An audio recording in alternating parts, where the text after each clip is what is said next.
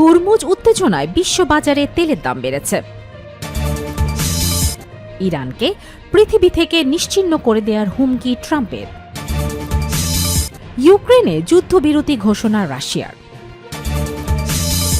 সর্বশেষ জানাবো, গুপ্তচর বৃত্তির অভিযোগে অস্ট্রিয়া থেকে 3 রুশ কূটনীতিক বহিষ্কার। শিরোনাম শুনলেন, এবারে বিস্তারিত। হুরমুজ উত্তেজনায় বিশ্ববাজারে তেলের দাম বেড়েছে। হুরমুজ প্রণালীকে কেন্দ্র করে যুক্তরাষ্ট্র ও ইরানের মধ্যে উত্তেজনা বাড়ায় বিশ্ববাজারে তেলের দাম উল্লেখযোগ্যভাবে বেড়েছে।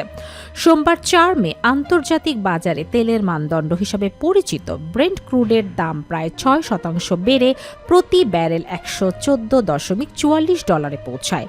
পরে মঙ্গলবার 5 মে কিছুটা কমে গ্রিনিচ মান সময় রাত 2টার দিকে $113.54 লেনদেন হয়। বিশ্লেষকদের মতে, সংযুক্ত আরব আমিরাতে ক্ষেপণাস্ত্র ও ড্রোন হামলা এবং হুরমুজ প্রণালীতে সাম্প্রতিক সামরিক ঘটনার পর নতুন করে উত্তেজনা বেড়েছে। এতে পরিস্থিতি আরও সংঘাতের দিকে যেতে পারে এমন আশঙ্কায় তেলের বাজারে প্রভাব ফেলছে। এদিকে এই অস্থিরতা তেহরান ও ওয়াশিংটনের মধ্যে বিদ্যমান ভঙ্গুর যুদ্ধবিরতির ভবিষ্যৎ নিয়েও অনিশ্চয়তা তৈরি করেছে। ইরানকে পৃথিবী থেকে নিশ্চিহ্ন করে দেওয়ার হুমকি ট্রাম্পের। হুরমুজ প্রণালীকে ঘিরে উত্তেজনার মধ্যে ইরান যুক্তরাষ্ট্রের জাহাজে হামলা চালালে কঠোর জবাব দেওয়ার হুঁশিয়ারি দিয়েছেন মার্কিন প্রেসিডেন্ট ডোনাল্ড ট্রাম্প। এতে দুই দেশের মধ্যে চলমান যুদ্ধবিরতি নতুন করে ঝুঁকির মুখে পড়েছে। ফক্স নিউজকে দেয়া এক সাক্ষাৎকারে ডোনাল্ড ট্রাম্প বলেন, ইরান যদি যুক্তরাষ্ট্রের জাহাজে হামলা চালায় তাহলে দেশটিকে পৃথিবী থেকে নিশ্চিহ্ন করে দেয়া হবে। তিনি যুক্তরাষ্ট্রের সামরিক সক্ষমতার কথা তুলে ধরে বলেন, দেশটির কাছে উন্নত অস্ত্র ও বিশ্বজুড়ে সামরিক ঘাঁটি রয়েছে। এদিকে আল জাজিরা জানায়, পারস্য উপসাগরীয় অঞ্চলে নতুন করে উত্তেজনা তৈরি হয়েছে।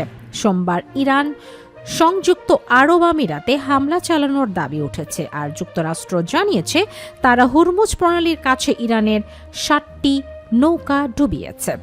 মার্কিন প্রশাসন প্রজেক্ট ফ্রিডম নামে একটি সামরিক পরিকল্পনা বাস্তবায়ন শুরু করেছে, যার লক্ষ্য হুরমুজ প্রণালীতে আটকে পড়া জাহাজগুলোকে নিরাপদে পারাপার নিশ্চিত করা এবং ইরানি অবরোধ ভেঙে দেয়া। যুক্তরাষ্ট্রের সেন্ট্রাল কমান্ডার সেন্টকম প্রধান অ্যাডমিরাল ব্র্যাড কুপার জানান, ওই এলাকায় 87টি দেশের জাহাজ আটকা পড়ে আছে। তিনি বলেন, এসব জাহাজকে নিরাপদে চলাচলের সহায়তা দিতে বিভিন্ন জাহাজ ও কোম্পানির সঙ্গে যোগাযোগ করা হচ্ছে। ইউক্রেনে যুদ্ধবিরতি ঘোষণা রাশিয়ার।